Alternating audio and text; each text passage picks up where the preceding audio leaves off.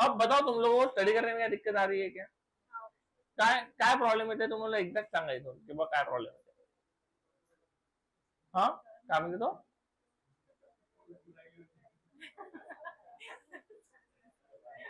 आयुष्यभर भुंकावं लागेल बा, असं जर भुका लागत राहील आपल्याला तर. हा हा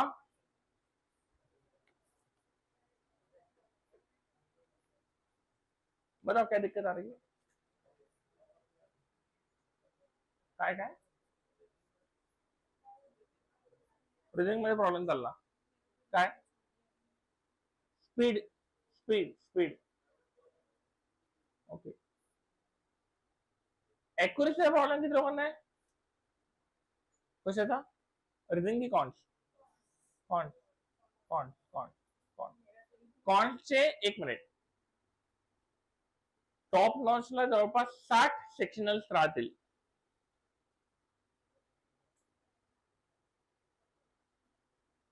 60 सेक्शनल्स राहतील टॉप नॉचला.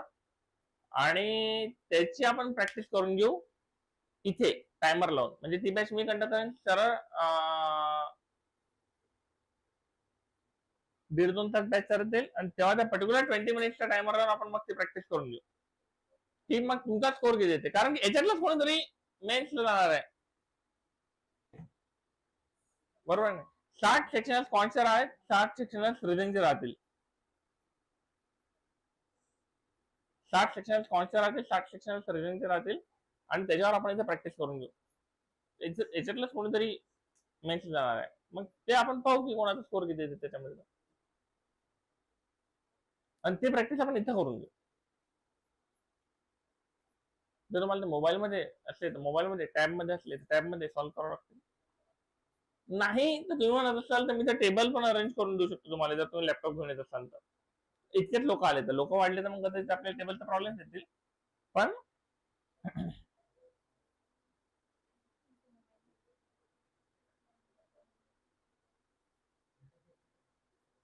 काय म्हणते तो?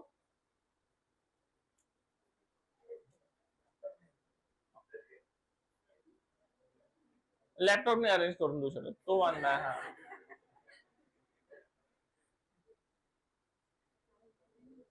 पण ते 60 सेक्शन मी तुझी सॉल्व्ह करून घेईल. 60 रिझनिंगचे, 60 कॉन्सचे. आरबीआय क्रॅक झाली पाहिजे असं मला कमीत कमी असं वाटतं की कमीत कमी 5 ते 10 लोक पाहिजे आपल्या अकॅडमीमध्ये की ज्यांनी आरबीआयची प्री क्रॅक केली. Target is 91. मला माहित आहे बरेच सिनियर जे आहेत ते निघून गेले आता. म्हणजे निघून गेले म्हणजे लागले, सिलेक्ट झाले है ना. अकॅडमीला बरेच सिनियर्स लागलेत. फार कमी सिनियर्स बाकी आहेत आता की ज्याला आपण म्हणू शकतो बा हे बाकी आहेत म्हणून.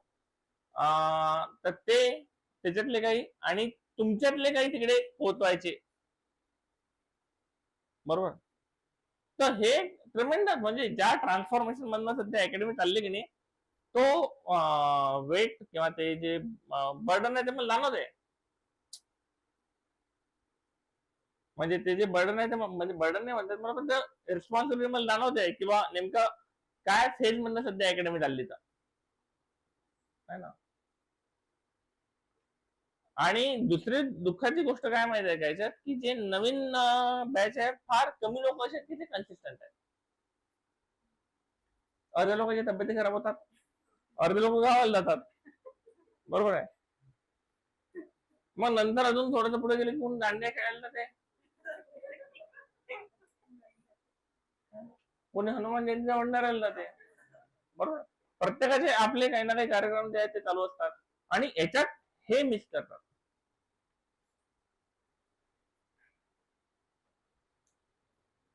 बरोबर आहे. माझं म्हणणं आहे की एका वर्षासाठी तुम्ही हे सर्व कार्यक्रम जे हे स्किप करून टाका तुमचे आणि याच्यावर फोकस करा ना.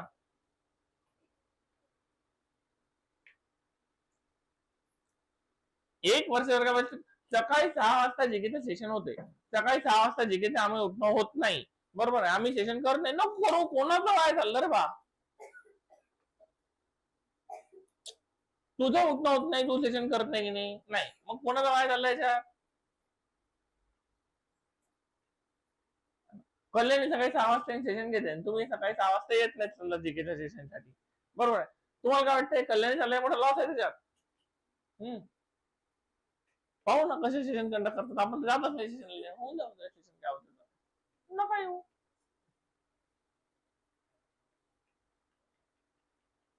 बरोबर.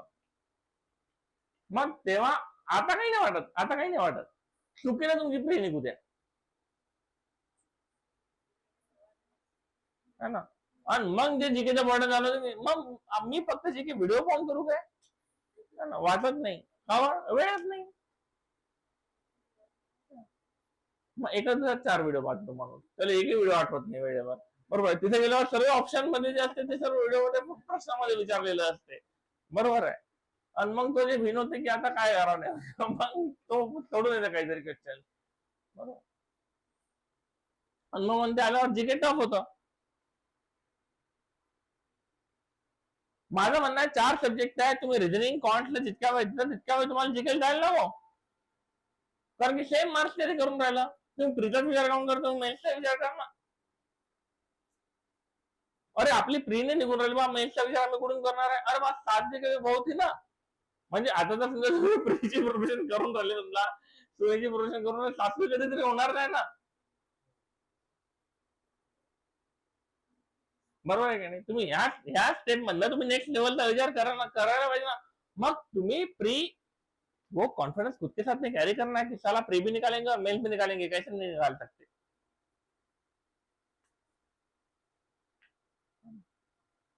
तोच मिसिंग असते आपल्या ह्याच्यात, आमचं काही खरंच नाहीये. अर्थ खरंच खरं नसणार आहे. जो तुम्ही थॉट विचार किंवा जे काही तुम्ही डोक्यात विचार करता ते तसंच होणार आहे ना.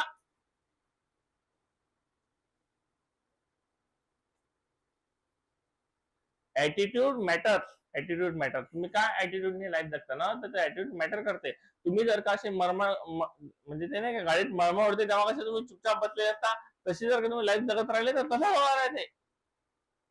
You have to be top gear ना, तुम्हाला कधी ना कधी त्याच्या टॉप गिअरवर जावंच लागेल, की च्या मायले जे काही होईल ते पाहून घेऊ, पण आता इथून बॅकआउट नाही करणार. पण ही एक्झाम तर काढूनच राहू. ये स्टांस में जब तुम पहुंच जाओगे और ये स्टेज या ये स्टांस अगर तुम तुम्हारे लाइफ में लोगे, तो जाके सिलेक्शन के बारे में तुम लोग कुछ ना कुछ कर पाओ. अगर तुमको खुद को ही नहीं लगेगा कि सिलेक्शन नहीं हो रहा है अपना, तो किसी और को सिलेक्शन होगा या कैसे लगेगा, और कोणाला वाटो की ना वाटो, पण तुम्हाला स्वतःला जर वाटत नाही की सिलेक्शन आपलं होऊन नाही राहिलं किंवा आपल्या बांधे आहेत म्हणून, तर मग ते होईल कधी. दुसरा प्रश्न स्वतःला विचारा.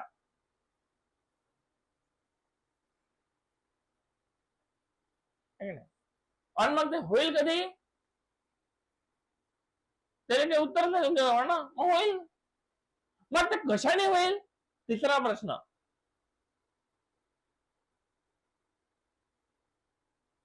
ते कशाने होईल. जर मी रिझनिंग बम करत राहिलो की रिझनिंग मध्ये आउट ऑफ घेत राहिलो, है ना, क्लासमध्ये असताना मी मोबाईल पाहत राहिलो समजा, हा बरोबर, की मास्टरचं काम काय सांगणं, मास्टरचे दुसरे कामधंदे काय आहेत बा, थांब ना मोबाईलवर काहीतरी इम्पॉर्टंट रिलेशन असतील, काय असेल काहीतरी तो असेल, बरोबर आहे की नाही. हा, तर मास्टरचं ते कामच आहे. मास्टरचं काम सांगणं आहे, आपलं काम ऐकणं आहे. या गाणं नाही ऐकायचं, या गाणं सोडून द्यायचं, हॉलमधून बाहेर गेले आपण आपले मास्टर मास्टर पहा,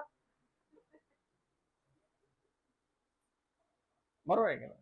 मग तिसरा प्रश्न की हे काय केल्याने होईल. मग जे केल्याने होईल की नाही ते करा, विनाकारण टेन्शन घेऊ नका. फालतूच तुम्ही देवदास म्हणून फिरू नका की आता मी मला केस नाही येत सध्या, हा पण तरी फालतू तुम्ही देवदास म्हणून फिरू नका की घेतले केस की हा ते नाही का ते कोण मला हिमेश रेशमी आला होता ना, असे केस होते ते दत्तभर गाणे चालू झाले इकडे किंवा इकडे माणूस गम झाला जातं बिलकुल, है ना.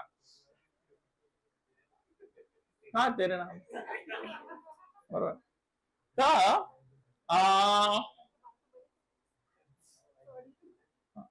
तर तुम्ही असे फ्रस्ट्रेशन मध्ये जाऊन तुम्ही जीवन जगू नका. काय आहे की हे फ्रस्ट्रेशनने जर तुम्ही जीवन जगायचा प्रयत्न केला ना, तर ना तुम्ही इकडे काय अचीव करू शकता ना तुम्ही इकडे काय अचीव करू शकता. मला काय म्हणणं आहे की एक डिसिजन घ्या तुम्ही पक्का काहीतरी, आणि काय करायचं हे जर तुम्हाला माहिती आहे तर मग टेन्शन घ्यायची आवश्यकता काय आहे ना. आणि हा विचार करून द्या, काही काही लोकांना असं वाटतं ना की बा इकडे तूप खाल्लं म्हणजे इकडे रूप यायला पाहिजे, बरोबर आहे, की इकडे हे झालं मग इकडे असं जमायला पाहिजे आपल्याला. नाही जमत ना.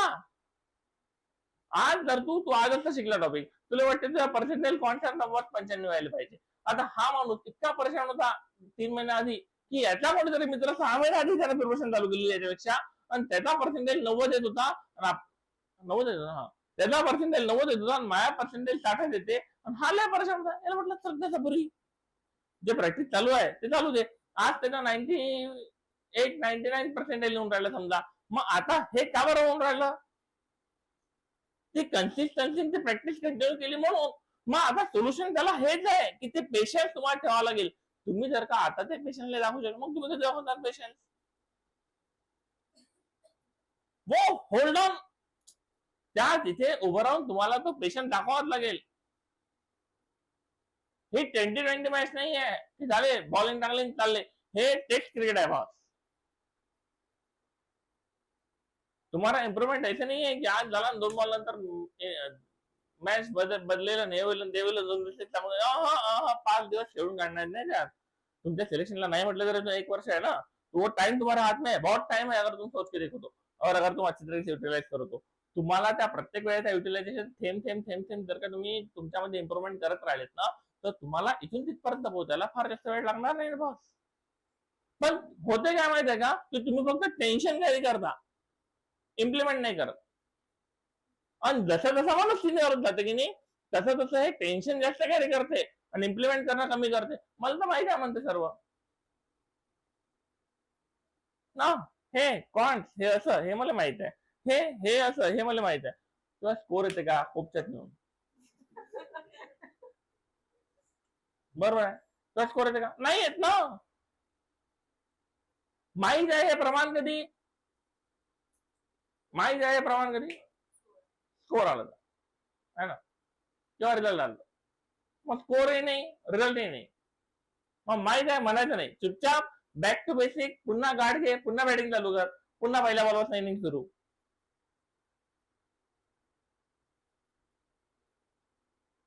ही मेहनत, ही थिंकिंग, हे लॉजिक, हे सगळं इम्प्लिमेंट तुम्हाला करावं लागेल. RBI cut off is 91, you have to think ते तुम कैसे लावगे करते.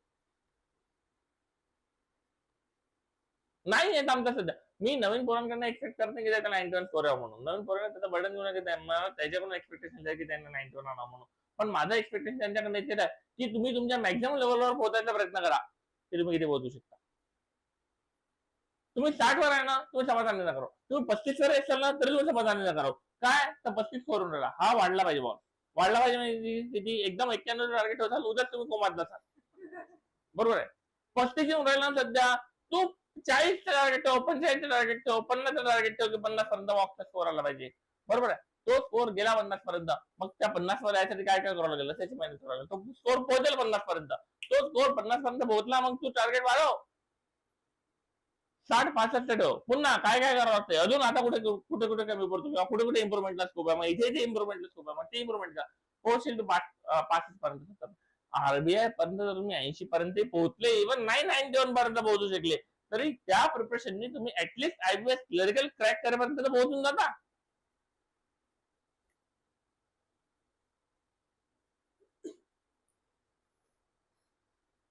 बरोबर आहे नाही? मग आता तुम्ही तिथपर्यंत पोहोचू शकता, त्याची सुरुवात जी आहे ती ही आहे. आणि सिनियर्सने तर हा विचारच करायला पाहिजे की कसे, आणि इकडे 91 कसे, आणि तिकडे 140 कसे, तिकडे म्हणजे कुठे मेन्स. मग अर्धा वेळ मी प्रीचा प्रिपरेशन करेल, अर्धा वेळ मी मेन्सचा प्रिपरेशन करेल. मग मेन्सच्या प्रिपरेशन मध्ये जीके प्लस कॉम्प्युटर ते पण करेल ना. अर्धा वेळ म्हणजे ट्रिमेंडस वेळ झाला. अर्धा वेळ म्हणजे तुमच्या दिवसातले 12 तास झाले. 6 तास झोप सोडून द्या, 18 तास म्हणले तरी 9 तास झाले. 9 तासातले काही वेळ तुम्ही तुमच्याकडे सोडून द्या, तरी 6 तास झाले. 6 तास फ्रीची प्रिपरेशन खूप होते.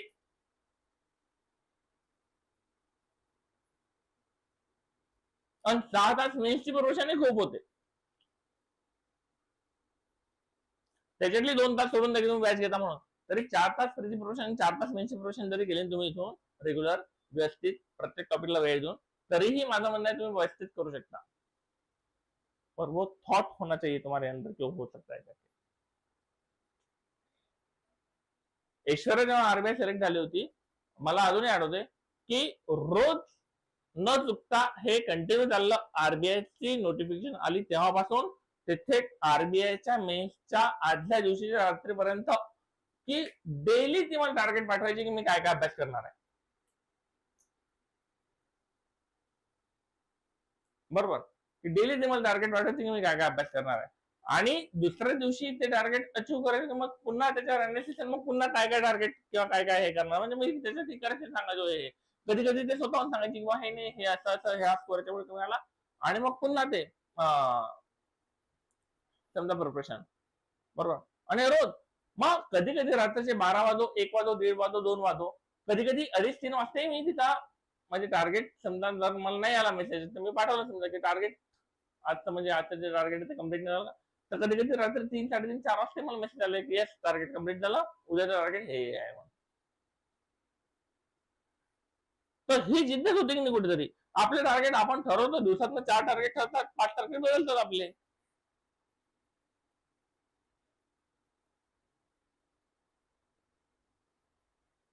तो ये तुमको सोचना पडेगा, या गोष्टीवर तुम्हाला विचार करावा लागेल. आणि जेव्हा तुम्ही या गोष्टींचा सारासार विचार करताल की नाही, तुम्हाला समजेल सिलेक्शन फार जास्त कठीण नाहीये, फक्त कन्सिस्टन्सी महत्वाची.